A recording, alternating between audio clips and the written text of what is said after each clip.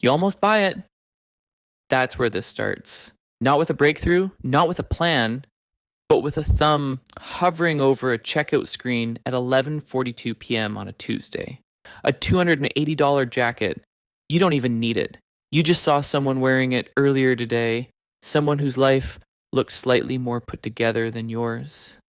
And now you're here, 2 taps away from becoming a slightly different version of yourself. Your thumb stays still. 1 second, 2 seconds. You don't buy it, you lock your phone, the screen goes black, and for a moment, nothing happens. But that's not true. Something has already shifted. This is where your life quietly splits in two. You are 24, maybe 25. You earn around $58,000 a year. Nothing dramatic. Just enough to stay comfortable. Just enough to stay trapped. Because in 2026, comfort is no longer neutral. It's designed. Designed to keep you spending just slightly more than you should, without ever feeling like you're doing anything wrong. And you don't notice it yet, but your money is already leaving in small, invisible pieces.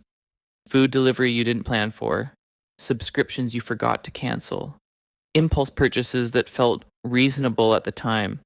None of it feels serious. That's why it works.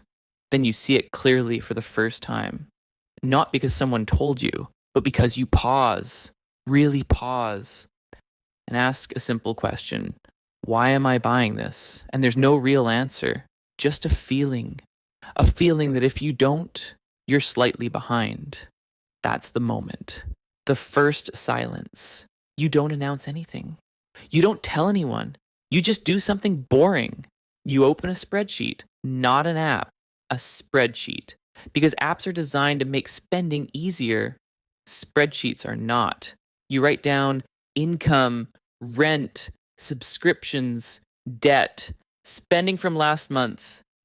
And you sit there longer than you expected because the numbers don't match the story in your head. Not even close. That night, you make one decision. You don't fix your life. You don't transform anything. You just stop one leak, one category. Impulse purchases meant to keep up. That's it. Nothing dramatic. No motivation. Just removal. The first week feels strange because nothing improves, but something disappears. The urge to constantly check what others are buying. The urge to match.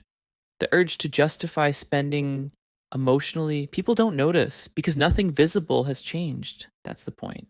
3 months later, something interesting happens. You stop feeling behind. Not because you caught up, but because you stopped measuring yourself in real time against people who are actively performing. And that changes everything. Because now, you are no longer reacting. You are observing. 6 months in, your money doesn't disappear to the same way. Not because you earn more, but because the leaks stopped, quietly, without announcement, without identity change, just behavior change. And behavior is the only thing that compounds. A year later, something your friends don't understand happens.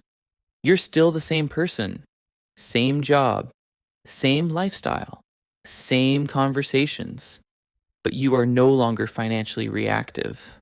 If something happens, you don't panic. If someone buys something, you don't respond. If pressure appears, you don't move immediately. That space between impulse and action. That is where your life changed. And here's the part nobody tells you. You don't feel richer? Not at first. You feel quieter, less stimulated, less emotionally pulled in every direction. And that feels like nothing. Until one day, it doesn't.